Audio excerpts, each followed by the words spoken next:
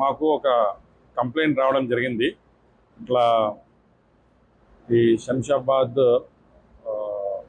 RGI airport outpost పిఎస్లో ఉన్న ఒక ఎస్ఐ గారు మరియు ఇన్స్పెక్టర్ గారు ఒకతన్ని ఫస్ట్ ఇనిషియల్గా 15 lakhs డిమాండ్ చేసినారు. దాని తర్వాత 5 లక్షలు డిమాండ్ చేస్తున్నారని ఆయన ఒక కంప్లైంట్ చేయడం జరిగింది. ఎందుకు అని అడిగితే ఆయన ఏం చెప్పాడంటే ఆల్రెడీ అతను ఒక ఫేక్ పాస్పోర్ట్ కేసులో ఇక్కడ నేరస్తుడిగా ఉన్నాడు. ఈ ఫేక్ పాస్పోర్ట్ కేసులో నేరస్తుడిగా ఉన్నప్పుడు ఆల్రెడీ అరెస్ట్ చేయడం జరిగింది. అరెస్ట్ చేసిన తర్వాత అతను బెయిల్ పైన రిలీజ్ అయ్యి ఎవ్రీ సండే ఇక్కడ వచ్చేసి అతను అటెండెన్స్ ఇస్తున్నాడు. సో ఈ ప్రాసెస్లో తొందరగా ఛార్జ్షీట్ ఫైల్ చేస్తే అటెండెన్స్ నుంచి అతనికి కొంచెం రిలీఫ్ దొరుకుతుంది. ఒకటి.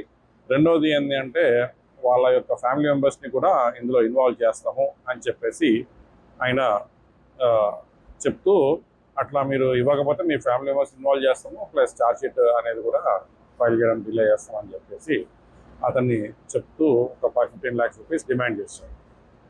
ఆ 15 lakhs నేను ఇవ్వలేను అది అంటే రిక్వెస్ట్ చేస్తే లాస్ట్కి ఒక 5 lakhs rupeesకి అతను రెడ్యూస్ చేస్తే ఆ ఇన్స్పెక్టర్ గారు ప్లస్ ఎస్ఐ గారు ఇద్దరు కలిసి ఈ డిమాండ్ చేయడం జరిగింది.